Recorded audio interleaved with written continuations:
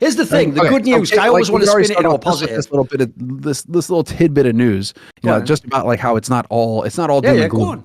Because Froskurrin, like right there. So talking about the queen of the woke scolds, who literally went on an unhinged rant. I will survive. Dude, just think about how unwholesome that is. To post, so there's massive layoffs in the company that just started up again, and that you went on this massive unhinged rant on that probably cost you an enormous amount of support in the community and just got railed on for days on end all throughout the media industry. And then you have the gall to post a picture that you somehow survived the round of layoffs. And so I think that was like the straw that broke the camel's back, because it turns out that gloating that you survive a round of layoffs, publicly on Twitter for people to see, is probably not the best move. And she went on to get cut as well. So, there is a little bit of justice, I suppose, in this world. It's not all happening in the next. There is a little. By the way, two things. One, I'll give you the positive angle. One, as Semmler said, it isn't completely over yet. I said that this was the death knell. It is going to die, and it is inevitable. It is, especially as it scales up. But importantly, in the meantime, there is still time for us to have a year or two. Who knows? Maybe we can stretch it out even more if things go the right way. There's still a few years left of some of these things that you enjoyed about esports, that were the pure atmosphere of it. But there's the thing that's key about it. You have to take what happened to Carlos as a blessing. Here's the blessing. You now know every fucking snake and rat in this industry. You know everyone not to work with. You know everyone who will turn on you, even though you haven't done the thing yet that they're going to do. You know everyone who is disloyal. You know everyone whose feelings overrule everything else in reality and must be catered to. So as a result, at this point in time, if you haven't observed the landscape and you keep working with these people, and these are the people you vouch for, and these are the people you work, then you deserve to get fucked. Understand that. Take personal responsibility, because that's the thing I would say exactly. Is like, it's actually going to all be about that. It's going to be about the idea that, like, you have to accept that this is the way it's going to be, and you have to figure out how you navigate around it. Like you say, it's not going to be given to you. It's not going to be easy. It's only going to get harder. But for the people who are legit, I absolutely think it'll be brilliant. And in this particular case, by the way, it's like I said on the past one. First of all, man alive, we talked about in the last episode, my timing can be fucking incredible sometimes, Semmler. I started that whole new social media strategy like a week before that. You think I wouldn't have been the one getting mobbed for a whole week? You think I wouldn't have waded right in there and said something? Of course I would have. Then I would have attacked people who attacked me, and the whole cycle, the old shebang would all come up. The carousel would start going again, winding all up, etc. And we all know the way the Twitter thing goes for a month. And then, like, listen, I'd get great engagement on Twitter, brilliant. But by the way, it's not the Faustian pact I'm trying to sign. So that would have all happened, right? But in this particular case, you know what I said to you on the past episodes? The epiphany I came to was that thing I'd heard a million times. Sit by the river and let the bodies of your enemies float by. I didn't have to do anything to Froskurrin. Froskurrin herself. She wrecked herself by being who she is and representing the values she has and behaving the way she has to people within her company, her friend group, her own fan base, the audience at large. And in doing so, you know what? Even though I wasn't a part of it and no one in esports really was, everyone just came back and it turned out, not our survey says, no, you did not survive.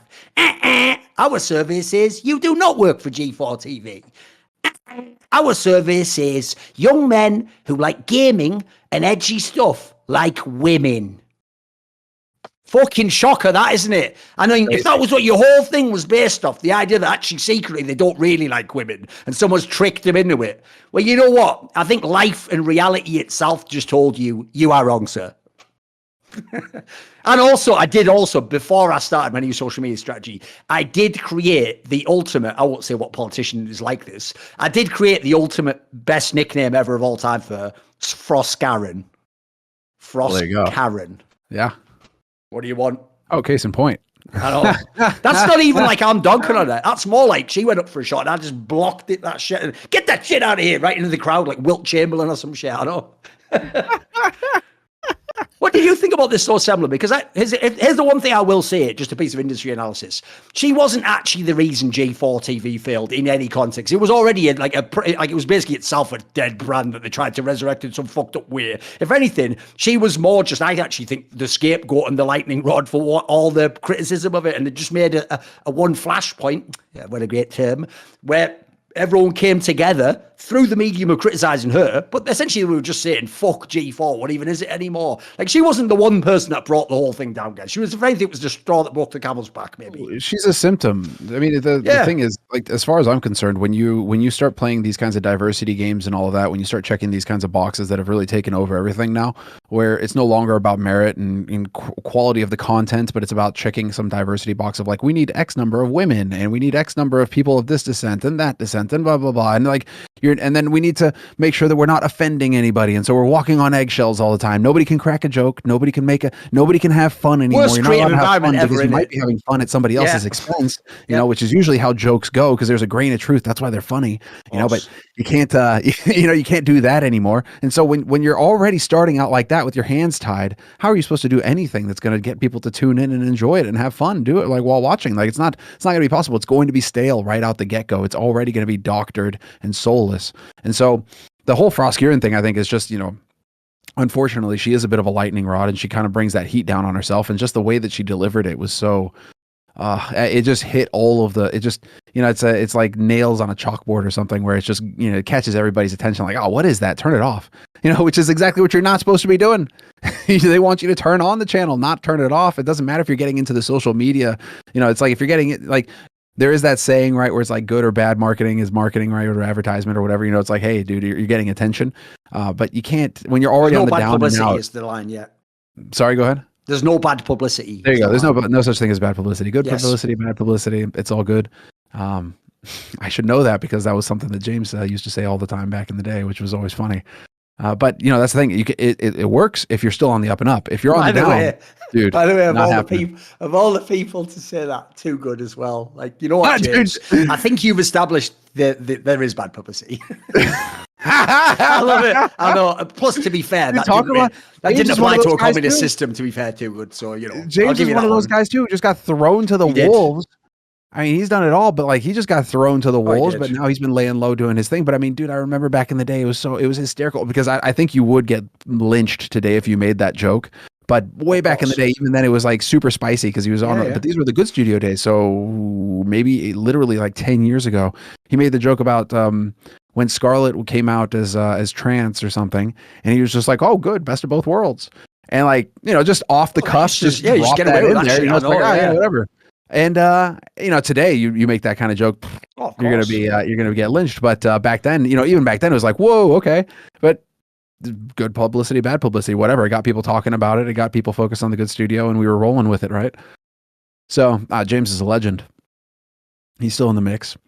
But yeah, I mean, it's the Frosk thing. It is what it is. I feel like that's going to keep happening. If you lean too hard, it's like, you can't be too obvious about it either. You know what I mean?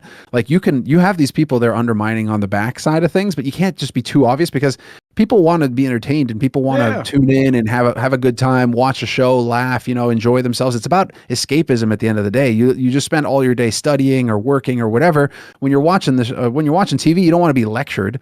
You want to enjoy it. You want some content to have a good time and just cut loose and forget about things for a bit and zone in on that.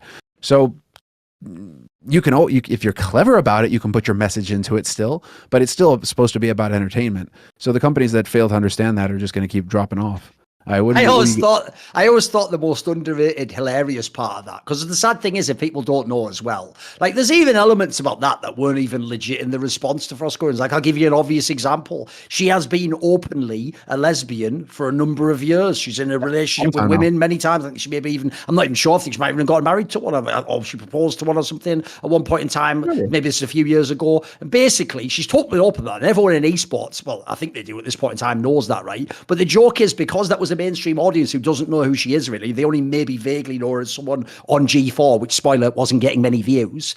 The joke is, you know, loads of people's like sort of slam back on her was like, she's just mad that we don't fancy her. It's like, actually, I can tell you categorically that logically isn't something she cared about. Like, she actually doesn't want boys to like her for obvious reasons. Like, it's not what she's into, is it? So that donk didn't even work. It's just, look, she did set herself up for that, and obviously, like, how do random plebs know? Right, they don't. But then the one that was really, really funny was when she tried to do the gotcha, because here's what people don't really know about that, Sam. I'll be the esports historian again, shall I? Right, people don't know what sparked her doing that rant.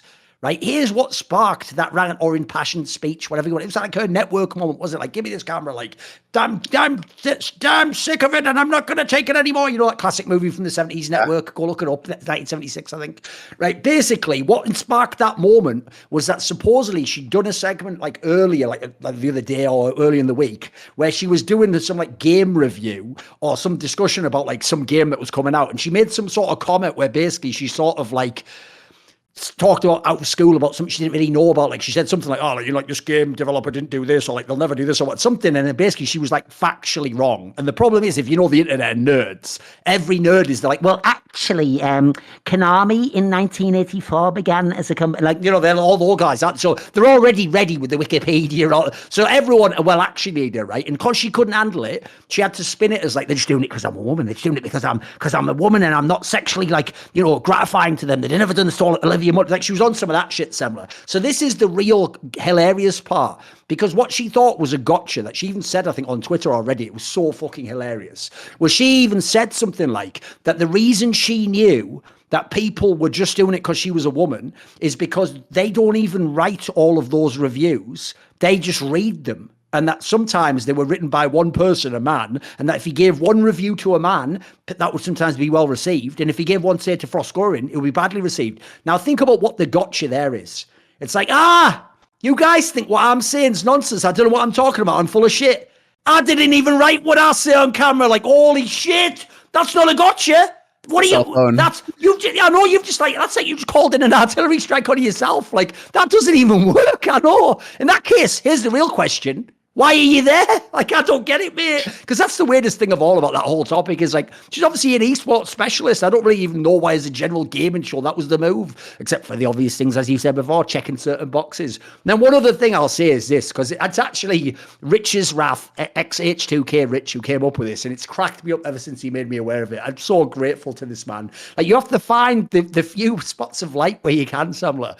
Because she came from League, and if you don't know, here's what made Froskurrin brilliant back in the day, and why I promoted her to the ends of the earth and battled the fucking shit League of Legends crowd that all said she was bad when she wasn't doing any of this behavior, is she's the only one I've ever met, Semmler, except maybe for Potter at one point in CSGO, who was trying to be the best colour commentator / expert analyst in the world at a massive game. Not trying to be a host and an interviewer or someone who sets you up. None of that. Or someone on stage going, well, welcome on stage, you know, the big like Chinese guy who runs the event. No, she was trying to be Monte Cristo. She was trying to be me. She was trying to be the people who know the most about the game, Merlini and people like that, and Daughter. She was trying to be the ultimate expert. And what made it awesome was, as you can imagine, like all of us, she had a lot of passion. And if she thought a player was like overrated, she would say it and take on the crowd. And if she thought people were playing in a way that was like the wrong strategy, she wouldn't just go, well, I disagree with this. It's like me, she'd go like, First Pro's the most fucking boring team in the game. She'd give you those great firebrand takes. But here's what's hilarious, because she's still got that in her, because that's still the lens she views the world through. If you don't know Semmler, part of her leaving League, well, she later came back in a game that's actually a subsidiary of Tencent, the people who make League of Legends. It's a Pokemon MOBA called Pokemon Unite. So this is where you've got to reset the filter from tragedy to comedy, like the ancient Greeks. Okay. Swap the masks. Right? Swapping the masks over there. That's the only time you'll ever see mask on, mask off with me, mate. So when you do that, right, here's the fire. If you ever watch her stream or her Twitter, in the same way she would have raged about like Doublelift or something, or like, you know, what the fuck are they playing Tristana for? She does that, but the problem is, Semmler, it's like Mad Libs. When you make all the words about Pokemon, you can't take it seriously, mate. Like, she'll be talking about a game she played in solo queue. Like, this fucking Bulbasaur just won't get out of lane, and now fucking Pikachu's on my ass, ganking me, Pikachu, and I'm a level 4 Gyarados. Like